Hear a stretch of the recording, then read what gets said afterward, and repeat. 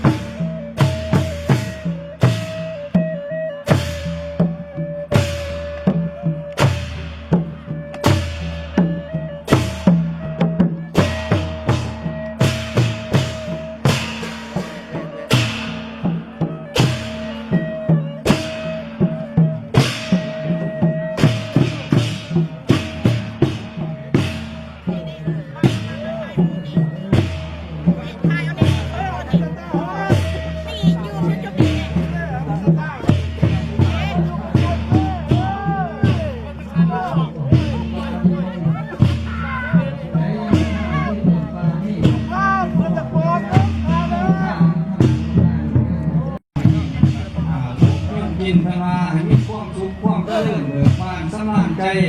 นี่สารวัตรใหญ่เข้าเข้ามาเลยสารวัตรใหญ่สารวัตรน้อยเป็นเข้ามาถือขันหาขันเกิดเป็นเสื้อเสื้อเอาพอเมที่ว่านั่งมาที่เข้ามาหาโอ้ไปนั่งรออยู่เรื่องหน่อยเด้อไปนั่งบ่ได้ได้ปฏิเสธงานอยู่ในยุ่งนี้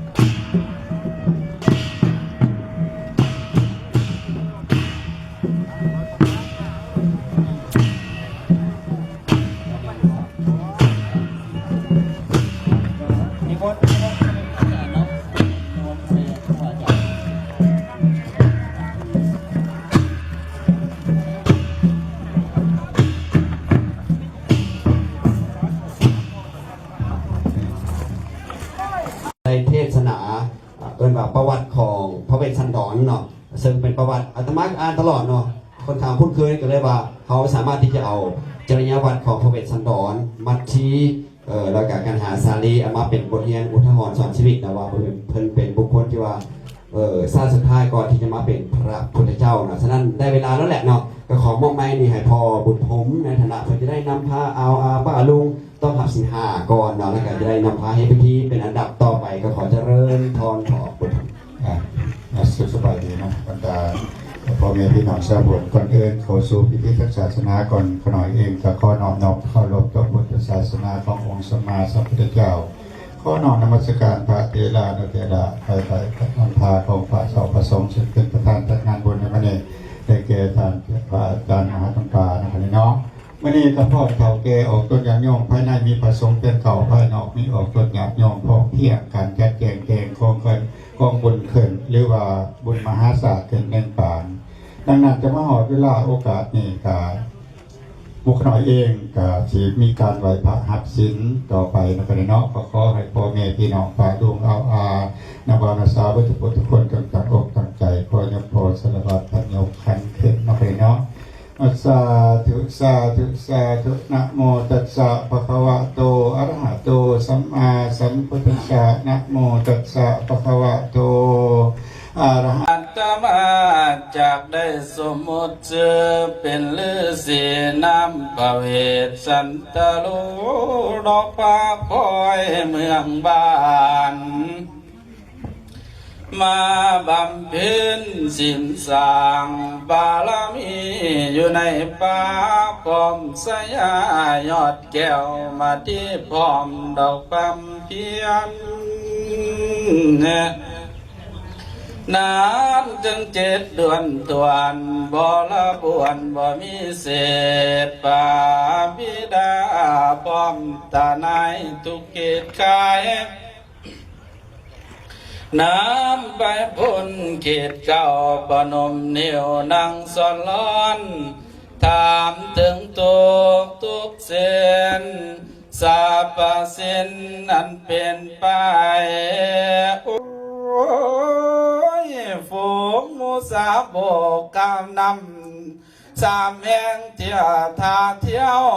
บัวเกี่ยวทั้งบัวแหล่ใบบางปิ้นเปิดดอกเงืองเจ้าหงนำบัวแก้วกาบเกี่ยวบัวแดงเกี่ยวบัวเกี่ยวเดียละดาดหมากมันใหญ่ต่อเป็นดงที่เฮาได้ปั๊มเสวยเคยสวมเสยเฟื่อยน้ำพวงปลากระตินเด่นกุ้งก้นปลาใหญ่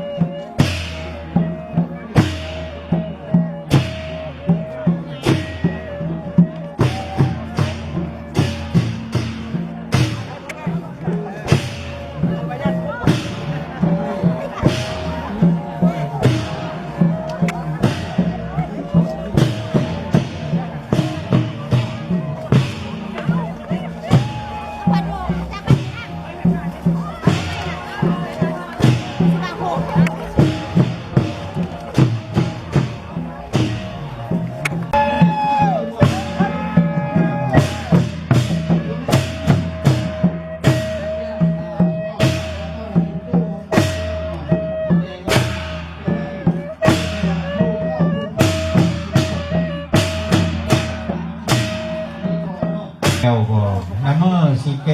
กโตแล้วก็แค่น้อยแล้วก็สิเข่าเรียกบ่มีงานงัวเฮาก็ได้อยู่ไปก็สิพากันเข่าทุกคนสายราทานที่ปรึกษาทั้งศาสนาเป็นไปใช้แล้วทานบุญพ่องยิติพลหน่อยเข้ามาเด้อเข้ามาอันกะสีเกตูไปเลยละบ่ท่านได้เข่าก็ยังว่าท่านเด้เชิญเข้ามานั่งหลายๆคนงานทางภาพสร้างรูปพันธิทายเอาเด้อเด้อเป็นพิธีเป็นประเพณีแต่ว่าเฮารถบ่ละปลาบ่ได้นะพันธิบาทเมืองกับพวกของบ้านของเมืองในวงในเฮืองให้อยู่ดีไม่แห้งเพื่อเฮ็ดไปตามเหตุไปตามของนะพันเนาะเป็นจารีตที่ว่าพวกเฮาก็ปลาปล่อยบ่ได้ต้องได้เฮ็ดได้ทำเพื่อให้เป็นไปตามนั้นดังนั้นจึงขอเชิญพ่อแม่ป่าลูกเอาวัตถุปูทุกคนในคอนเดอร์เขามาทำลาบาสีเพื่อให้เป็นไปในคอนเดอร์ใช้ละทานที่ปรึกษาใหญ่ทั้งศาสนาที่กันถึงมาเจ้าว่าจะอันใดอันหนึ่งที่เปิดโอกาสทั้งภายในนอกเพื่อให้เป็นไปตามจารีตตามประเพณี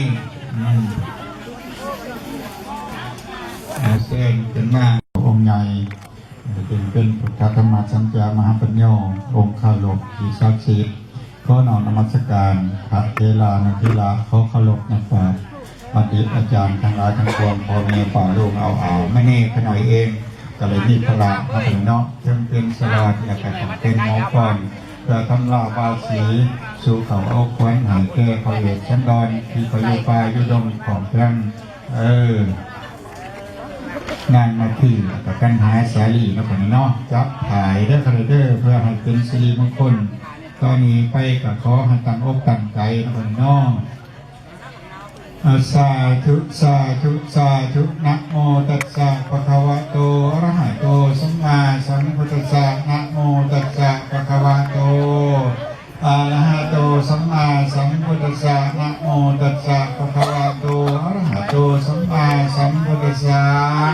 สาธุสาธุสาธุอุกาสะปุงขาทั้งหลายขออาราธนาอัญเชิญเทวดาจากทั้งหลายทุกราศีอันสถิตอยู่ในที่นี้และปากว้างทุกความหัวและเฮาเขาทุกเทวเทาและเพียงทำทุกทานะทุกปังปาทุกปูพระและทางลมปกคงไม่ทุกแก้วกิ้งลงมาเดือนลาซาสืบสร้างเมืองหิงกวางมาคลองคุณเจียงปองเป็นโศกไตโลกยอมลือซาทาลองผ่านนภาคงดเงียงเป็นเจ้าจอมเมียงเมืองแมนเส้นเมืองมาสวยคำสิกขาปะทังสมาธิยามิมุสาวาทาเวรมณีสิกขาปะทังสมาธิสังโฆวินาโถพุทธรัตนังธรรมรัตนังสังฆรัตนังอหังญาจามาอิมานิ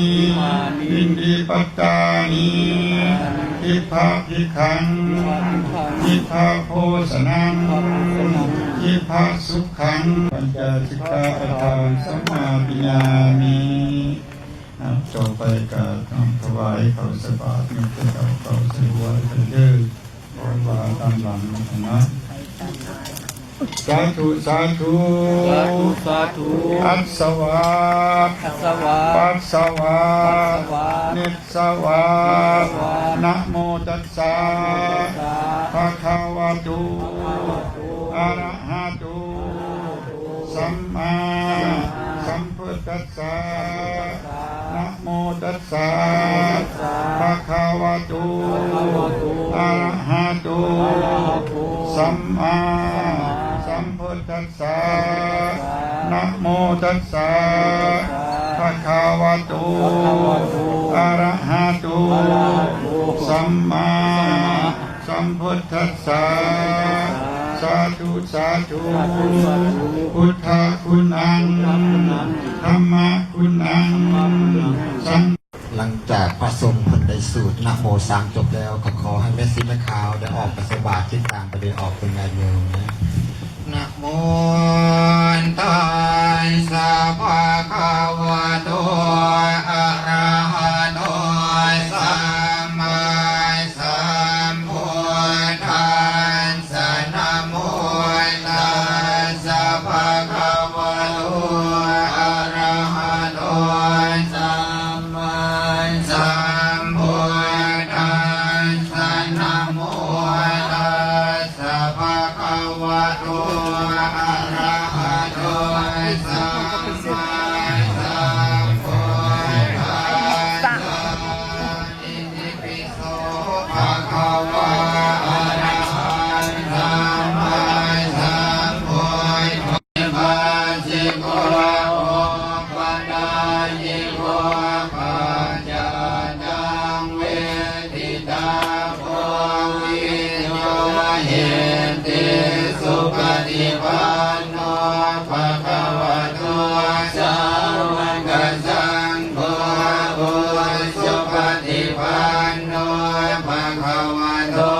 สา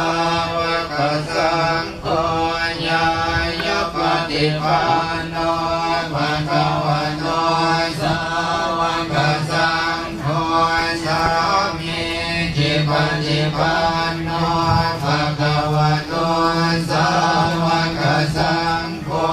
ญาติตังจตาริปุริสายุคานิอัตถาปุริสาปุคลาเอสาภะคะวะโตสาวกสังโฆอาหุนายโยปาหุนายโยทากินายโยอัญชลิกาลนิโยอนุตตรังปุญญังเอตังโลกัสสติภาหุงสหัสสะพิเนมิตัสสะอุรันตังคลิเมฆลังพิโยสิกาสะปราทิงโพรังปนาระวะขมาขมาราทยาคังคันเตสุขันตาภินินาสุตวามุนิโททันเตสัสสะภวันตุเตสยามังคลานินาราคิริงคัสสวะลังอติลันตะพุทธังภาวังอิจักกัมมัสสเนวัสสุขารุนันตังเมตังพุทเสกาวิธินาชิตวามุนิโนตันเตสัสสะภวันตุเตสยามังคลานิโหกิตาคาคามติอาจสุนารุนันตังคาวันติ การดำเนินชีวิตเอาพอไม่ออกเนาะอาตมาเพิ่นแบบบ้านเราโอ้ยสมพรแล้วอันไม่ออกอันเมืองอันฟราสโนหรือเพิ่นได้เคยฟังซาแล้วใช่เนาะเพิ่นได้เคยฟังซาแล้วเกิดมาซานี่ก็เลยว่ามีแต่คนจบคนงามคนใจบุญเนาะคนดีมาทั้งซะเนาะเห็นบ่อยไปเมืองฟราสโนนี่มีแต่คนจบคนงามผู้ชายกับผู้แหล่ล้อๆเนาะภาษาอังกฤษก็เลยแฮนซัมเนาะนี่ใส่เสื้อสูทผ่าเปียงสิเนาะดีผมงามๆมีสิเนาะคนที่บุญเนาะวันนี้คณะผู้ยิ่งเล่าเขากับเก้าผมนุ่งเครื่องเป็นระเบียบผ่าเปียงสิเนาะยิ้มแย้มแจ่มใสแล้วมีแต่คนจบคนงามอันนั้นวัดลาวธรรมสจารหรือเมืองเฟรสโนเนาะฉะนั้นก็เลยว่าคงจะเป็นคนบุญที่เขาได้ฟังมาแต่ชาติที่แล้วมาชาตินี้ก็เลยว่าเป็นคนจบคนงามเป็นคนไม่บุญคือเก่าเนาะก็จะเริ่มทำบุญการทำบุญเป็นการทำด้วยใจอันบริสุทธิ์เนาะเป็นใจด้วยความบริสุทธิ์เนาะมีหน่อยเขาทานหน่อยมีหลายเขาทานหลายสุขภาพแข็งแรงเขาก็ดังได้โดนสุขภาพแข็งแรงก็อนุญาตให้ได้ย่างไปย่างมาไปทำธุรกิจส่วนตัวเขานอกเขาห้องน้ำสิเนาะเป็นอย่างพ่อแม่เนาะเพราะว่าเสียงไม้เขานี่แห้งไปได้ไก่ท่านซื้อเนาะแห้งไปได้ไก่เนาะเป็นเสียงไม้ที่ว่าขอชิ้นส้มหน่อยเนาะเสียงไม้อยู่ที่วัดลาวธรรมสจักรเนาะอาจารย์จันสมรเพิ่นดูแลเรื่องด้านเครื่องเสียงเนาะด้านนี้เนาะให้พอไปออกได้เห็นได้ยินเนาะเสียงม้วนๆอย่างประมาณนั้นเนาะก็ขออนุโมทนานำเจ้าภาพของอัฏฐะทุกครอบครัวทุกท่านเด้อได้เป็นศรัทธาของอัฏฐะซึ่งพอออกจันสมรเพิ่นก็ได้อ่านไปตลอดเนาะพอกแสงเนาะพอกแสงแข็งก็ได้อ่านไปตลอดขออภัยเนาะเพิ่นได้อ่านให้ฟังแต่ละช่วงในช่วงใดที่ว่าบ่มีอย่างพิธีกรรมอีหยังประมาณนั้นเนาะก็ขออนุโมทนาจุดนี้นะอีกท่านหนึ่งเนาะอาตมาหรือว่าครูบาอาจารย์นี้จะเน้นนักถึงลูกถึงหลานผู้ใดที่